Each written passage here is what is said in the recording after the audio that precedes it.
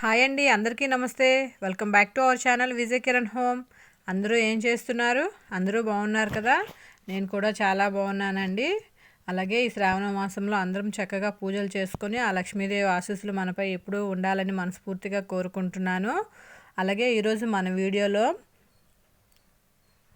తెలుగు మాసాల్లో 5వ మాసం శ్రావణ మాసము. పౌర్ణమి తిథి రోజున చంద్రుడు శ్రావణ నక్షత్రంలో ఉంటాడు. స్థితికారుడైన శ్రీ మహావిష్ణువు జన్మ నక్షత్రం శ్రావణ నక్షత్రం పేరుతో ఏర్పడిన మాసం శ్రావణ మాసం కనుక ఈ నెలలో చేసే పూజలకు అనంత పుణ్యాన్ని ఇస్తాయి. ఈ శ్రావణ మాసంలో శ్రీ మహాలక్ష్మీదేవి వైకుంఠాన్ని వదిలి భూలోకంలో తిరుగుతూ ఉంటుందట. కాబట్టి ఈ శ్రావణ మాసంలో స్త్రీలు కొన్ని నియమాలను పాటిస్తే మీ ఇంట్లో లక్ష్మీదేవి కొలువై ఉంటుంది. ఆడవాళ్ళు మహాలక్ష్మితో పోలుస్తారు. ఒక ఇల్లు బాగుండాలి అంటే అది ఆడవాళ్ళ చేతుల్లోనే ఉంటుంది. మీ జీవితంలో ఏదైనా మంచి జరగాలంటే అది లక్ష్మీదేవి అనుగ్రహం వల్ల సాధ్యమవుతుంది.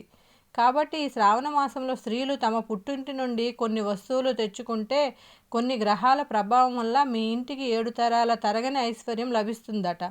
మీకు డబ్బు కష్టాలు తొలగిపోయి లక్ష్మీదేవి అనుగ్రహం కలుగుతుంది. ఈ శ్రావణ మాసంలో స్త్రీలు తమ పుట్టింటి నుండి తప్పకుండా తెచ్చుకోవలసిన వస్తువులు ఏమిటంటే పసుపు కుంకుమలు లక్ష్మీదేవి స్వరూపం. కాబట్టి ఈ శ్రావణ మాసంలో ఏ స్త్రీ అయితే తన పుట్టింటి నుండి పసుపు కుంకుమలు తెచ్చుకుంటుందో స్త్రీకి దీర్ఘకాల సుమంగళి ప్రాప్తిస్తుంది. అలాగే మీ వైవాహిక జీవితంలో ఎటువంటి గొడవలు ఉండవు. అలాగే స్త్రీలు తమ పుట్టింటి నుండి గాజులు తెచ్చుకుంటే చాలా మంచిది. ముఖ్యంగా ఎరుపు రంగులో ఉన్న గాజులు తెచ్చుకుంటే మీ ఇంటికి అదృష్టం కలుగుతుంది. అలాగే ఈ మాసంలో మీరు పుట్టింటి నుండి ఒక చీరను తెచ్చుకోవాలి. పసుపు రంగులో ఉన్న చీరను, ఎర్రటి గాజులు, పసుపు కుంకుమలు, అలాగే పువ్వులు, ఈ 5 వస్తువులు పెళ్ళైన ఆడవాళ్ళు తన పుట్టింటి నుండి తమ అమ్మగారు చేతుల మీదుగా తీసుకొని తల్లిదండ్రుల ఆశీర్వాదం తీసుకోవాలి. ఈ శ్రావణ మాసంలో వివాహమైన స్త్రీలు ఇలా చేస్తే మీకు సౌభాగ్యం ప్రాప్తిస్తుంది. అలాగే పుట్టింటికి మరియు మెట్టినింటికి డబ్బు పరంగా బాగా కలిసి వస్తుంది. అలాగే ఈ శ్రావణ మాసంలో స్త్రీలు తమ పుట్టింటి నుండి ఖచ్చితంగా గోరింటాకును తెచ్చుకోవాలి. ఎందుకు అంటే గోరింటాకు అంటే గౌరీ ఇంటి ఆకు, గౌరీదేవి స్వరూపమే గోరింటాకు. కాబట్టి మీ ఇంట్లో ఎప్పుడూ సుఖ సంతోషాలు ఉండాలంటే ఈ శ్రావణ మాసంలో స్త్రీలు తమ పుట్టింటి నుండి ఖచ్చితంగా గోరింటాకును తెచ్చుకొని మీ చేతులకు పెట్టుకోవాలి. మీ ఇంటికి ఆస్తిపాస్తులు కలిసొస్తాయి. ముఖ్యంగా స్త్రీలు ఈ శ్రావణ మాసంలో తమ పుట్టింటి నుండి బెల్లంను తెచ్చుకోవాలి. పుట్టింటి నుండి బెల్లాన్ని తెచ్చుకుంటే మీ ఇంటికి ఉన్న డబ్బు కష్టాలన్నీ తీరిపోతాయని వేద పండితులు చెబుతున్నారు. బెల్లం మీ అదృష్టాన్ని మార్చేస్తుందని పండితులు చెబుతున్నారు. బెల్లానికి అంతటి శక్తి ఉంటుంది.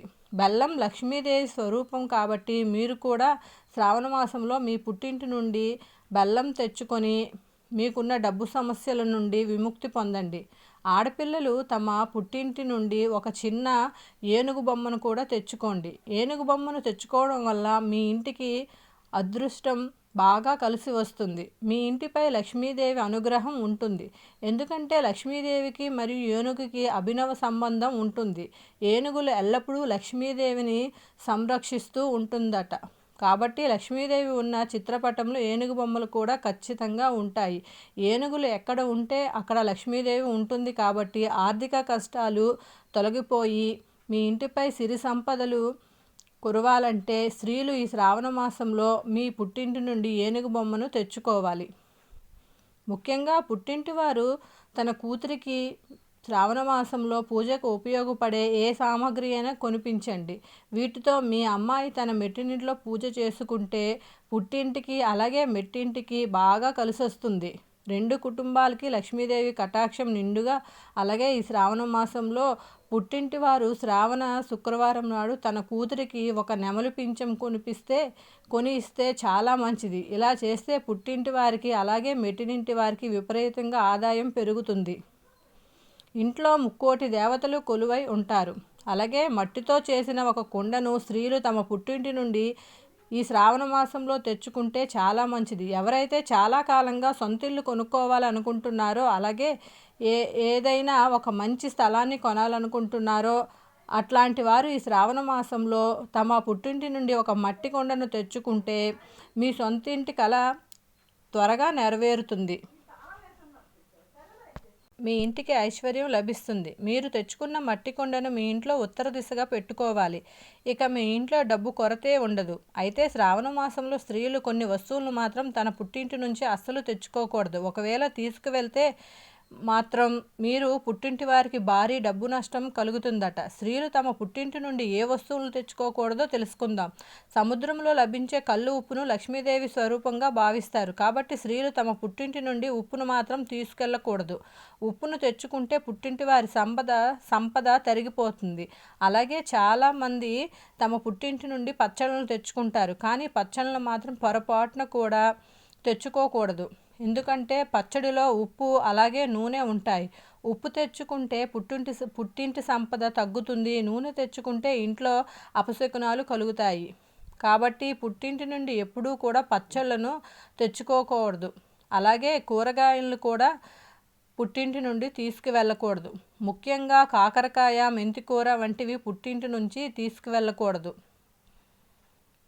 అలాగే పుట్టింటి నుండి నువ్వులు, పల్లీలు, చింతపండు అసలే తెచ్చుకోకూడదు.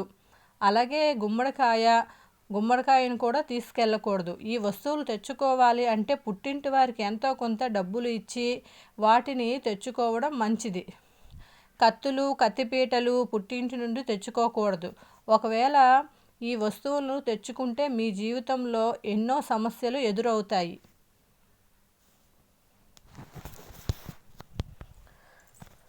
ఇప్పుడు నేను చెప్పిన విషయాలన్నీ మనం శ్రావణ మాసంలో పుట్టింటి నుంచి తెచ్చుకోకూడనివి అండి. అన్నీ తెచ్చుకోవలసినవి కూడా చెప్పాను. శ్రావణ మాసం అందరూ కూడా చక్కగా లక్ష్మీదేవిని చక్కగా పూజ చేసుకొని, అలాగే ఆ లక్ష్మీదేవి ఆశీస్సులు, నిండు దీవెనలు మనపై ఎల్లప్పుడూ ఉండాలని మనస్ఫూర్తిగా కోరుకుంటున్నాను. అలాగే మనం ఇంకో నెక్స్ట్ వీడియోలో మళ్ళీ కలుద్దామండి.